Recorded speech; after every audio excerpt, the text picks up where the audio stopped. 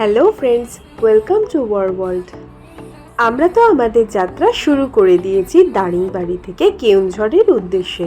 এই ভিডিওতে আমরা আপনাদের দেখাতে চলেছি যে আমরা কেওনঝড়ে কোথায় গিয়ে থাকছি এবং কোন কোন সাইট সিনগুলো ঘুরে নিচ্ছি সেইগুলো সম্পর্কে সম্পূর্ণ তথ্য। ভায়া NH49 হয়ে আপনি অনায়াসেই পৌঁছে যাবেন দারিংবাড়ি থেকে কেওনঝড়ে। আর কলকাতা থেকে কেওনঝড়ে পৌঁছাতে হলে আপনাকে ফলো করতে হবে NH16 এবং NH49। আপনারা ট্রেন পথে যেতে চাইলে হাওড়া স্টেশন থেকে কেন্দুঝাড় গড় স্টেশন অবধি পৌঁছাতে আপনাদের লাগবে মাত্র 4.5 ঘন্টা।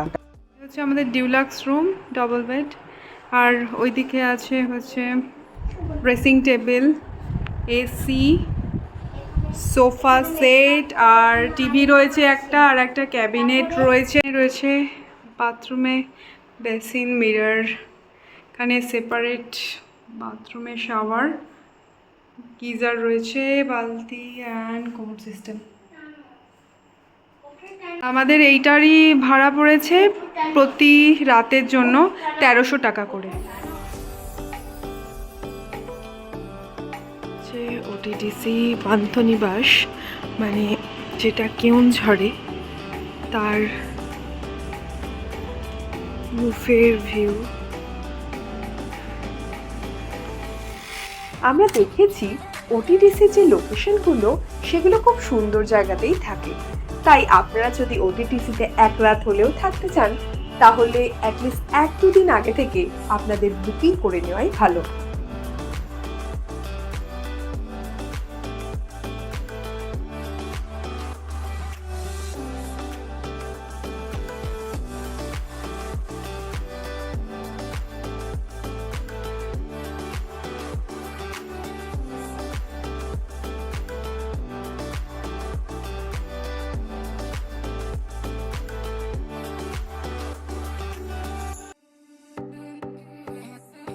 গতকাল পৌঁছাতে অনেক রাত হয়ে যাওয়ার জন্য খুব একটা ভিডিও আর করে ওঠা হয়নি, তাই দিনের আলোতেই দেখে নিন পান্থনিবাসের পুরো লুকটা।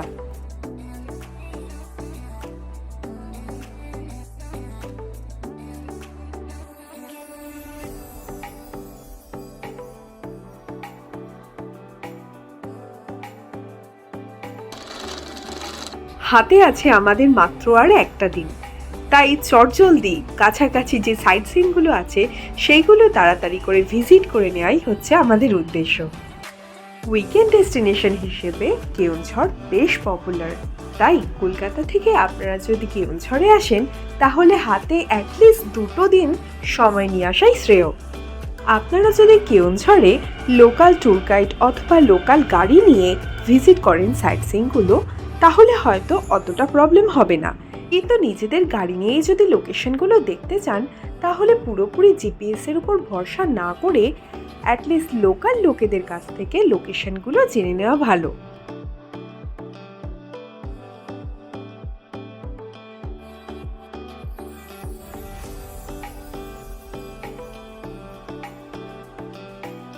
পৌঁছে গেছি কি সাঙ্গাঘাড়া ওয়াটারফলের কাছে, মানে এটার সংলগ্ন এরিয়াতেই পার্ক আছে।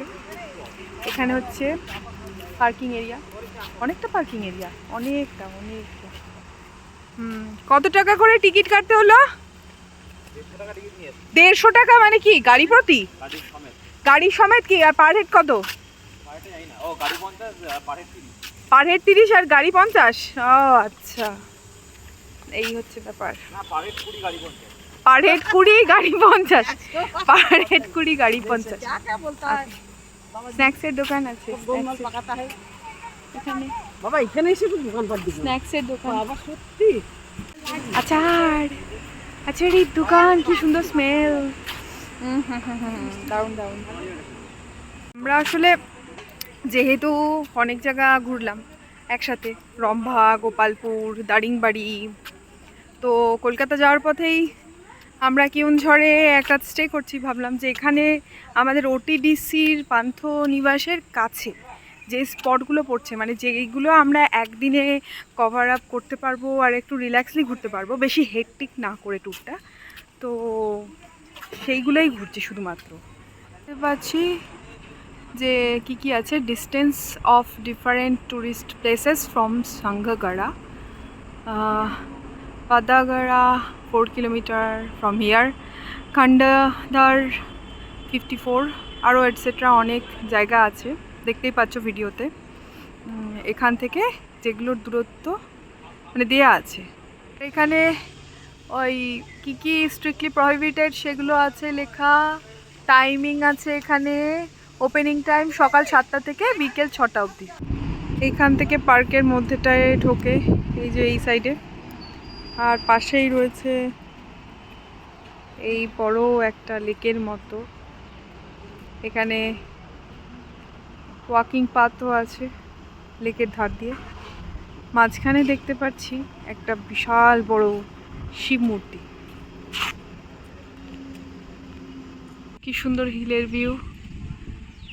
বেশ ঠান্ডা ঠান্ডা হাওয়া দিচ্ছে গাছের তলায়। পার্কটা, এখানে বোটিং করা যায় এখান থেকে। আমি এটা খাবো। হ্যাঁ, ওরা এখনো তরমুজ কিনছে।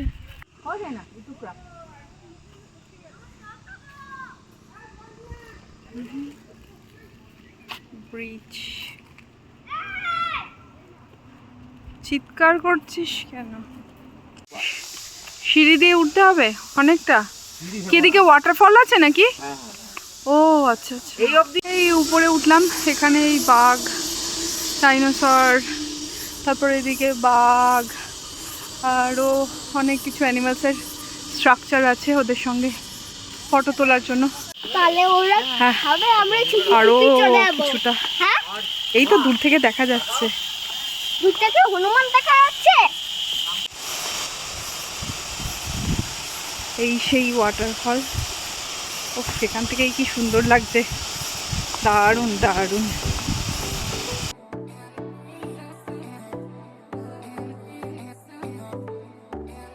এখান থেকে আমরা আবার বেরিয়ে পড়েছি বড়া ঘাগরা ওয়াটারফলের উদ্দেশ্যে।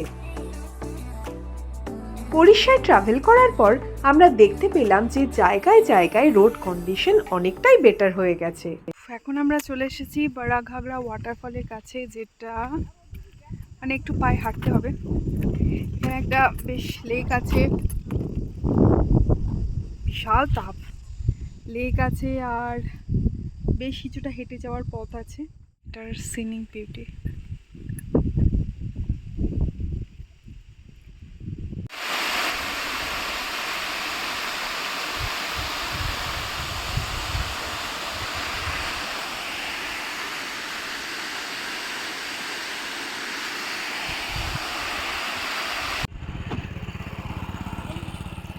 মা তারিণী টেম্পল, কেওনঝড় থেকে 1 ঘন্টার রাস্তা।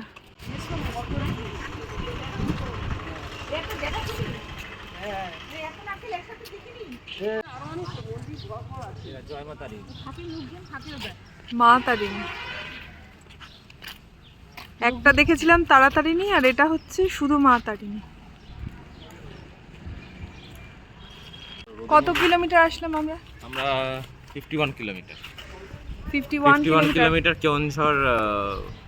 কেওনঝড় পান্থনিবাস থেকে। কেওনঝড় থেকে মোটামুটি 50 কিলোমিটারই। হ্যাঁ হ্যাঁ, খুব সুন্দর মন্দিরটা।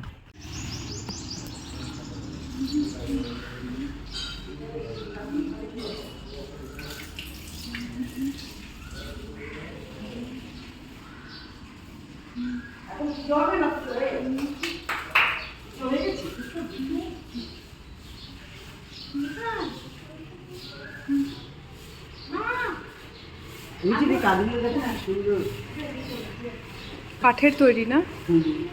কি সুন্দর না, কাঠের তৈরি পুরো নকশাটা। এখানে সব প্রচুর প্রচুর নারকেল পড়ে রয়েছে। এখানে লোকজন আসলেই ঠাকুরকে পুজো দেওয়ার জন্য যখন নারকেল দেয়, নারকেল চড়ায়, সেই সব নারকেলগুলো এখানে আর কি সমস্ত পরিষ্কার হয়ে, এই গোডাউন ভর্তি নারকেল সব এগুলো পরিষ্কার হয়ে ফ্যাক্টরিতে চলে যায়। সেখান থেকে আবার ওই নারকেল থেকে তেল তৈরি হয় কারখানায়। এটা হচ্ছে মা তারিণী প্রসাদালয়। এখানটাও কি সুন্দর গার্ডেনিং করা। এই সুন্দর জায়গাটা, মন্দিরটা একদম সাজানো, হাতের কাজগুলো খুব সুন্দর করে গার্ডেন করেছে। আরে বাবা, কত বড় ঘট, নারকেল, তারপর ফলস।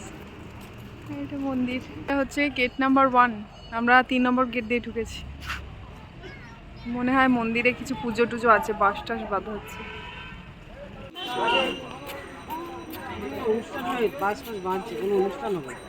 মন্দিরের ভিতরে তো ক্যামেরা অ্যালাউ ছিল না, তাই ভেতরে আর তুলতে পারিনি।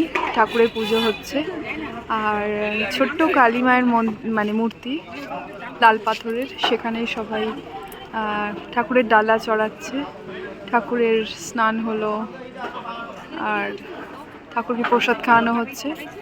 তো খুব সুন্দরই লাগছিল বেশ চারিদিকের এনভায়রনমেন্টটা। তো সুন্দর একটা সূর্যাস্তের সৌন্দর্য উপভোগ করা তো শহরে থেকে হয়ই না, তাই লোভ সামলাতে না পেরে আমরা নেমে পড়লাম গাড়ি থেকে। আমরা এখন বলদেব জিউ টেম্পলের সামনে চলে এসেছি। এখানে বেশ জায়গাটা বড়ই পার্কিং লট আছে, মার্কেটের মতো আছে। মন্দিরের সামনে খুব সুন্দর করে আঁকা রয়েছে ঠাকুরের চিত্র। এইদিকেই সামনের দিকে রয়েছে গেট, আর এই চারিদিকে দেখছি বেশ, এটা মনে হয় রথের জন্যই, বেশ বড় বড় চাকা, রথের চাকা। কত বড় বড় ছাতা,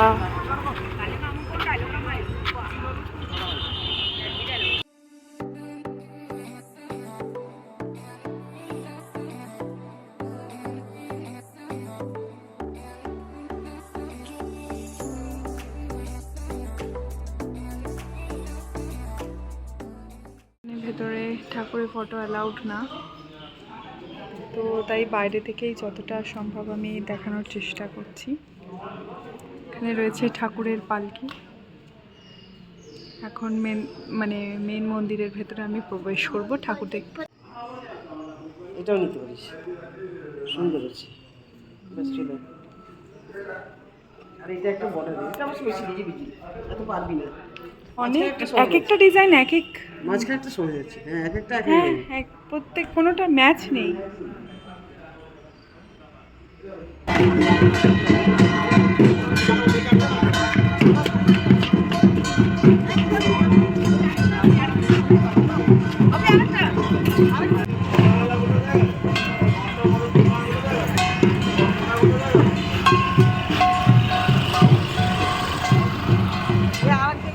আমরা তো এখন আবার কেওনঝড়ে ব্যাক করেছি। এখন সময় হচ্ছে সব কিছু আবার প্যাকিং করে গুছিয়ে নেওয়া, কলকাতার উদ্দেশ্যে আগামীকাল সকালবেলা ব্রেকফাস্ট করেই এখান থেকে বেরোবো। আর একটা জিনিস মানতেই হবে যে ওটিডিসি পান্থনিবাসের প্রত্যেকটা জায়গারই খাবারগুলো খুব ভালো, সে ব্রেকফাস্ট হোক, লাঞ্চ হোক, ডিনার হোক, প্রত্যেকটাই ভালো। যদিও বা দিনে আমরা একটু হালকা ডায়েট রেখেই খাওয়ার চেষ্টা করেছিলাম, খুব একটা রিচ খাইনি। তো এখন তো আমরা ওটিডিসি পান্থনিবাস থেকে বেরিয়ে যাচ্ছি। চেক আউটের টাইম হচ্ছে সকাল 8টা, আর চেক ইনের টাইম হচ্ছে সকাল 9টা। আমাদের বেরোতে একটু টাইম লেগে গেল ব্রেকফাস্ট করতে করতে। তো তোমাদের যদি এই ভিডিওটা ভালো লেগে থাকে তাহলে নিশ্চয়ই একটা লাইক দিও, আর কমেন্টে জানিও যে তোমাদের কেমন লাগলো।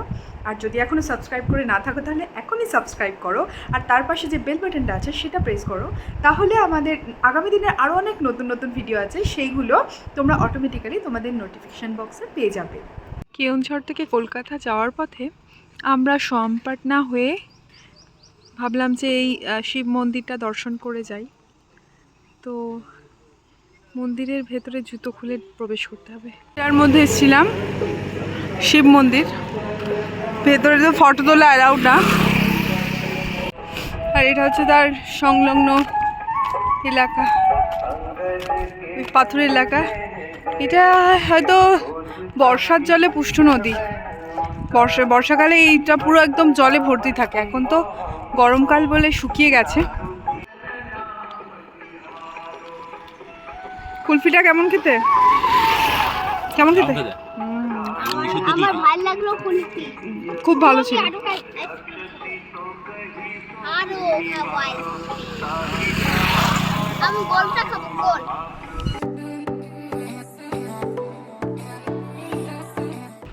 এখনও আমরা ওড়িশার মধ্যেই রয়েছি, হোটেল তারিণী। এখানে একটু লাঞ্চ করব, ঠিক ওড়িশা বর্ডারের আগেই এই রেস্টুরেন্টটা।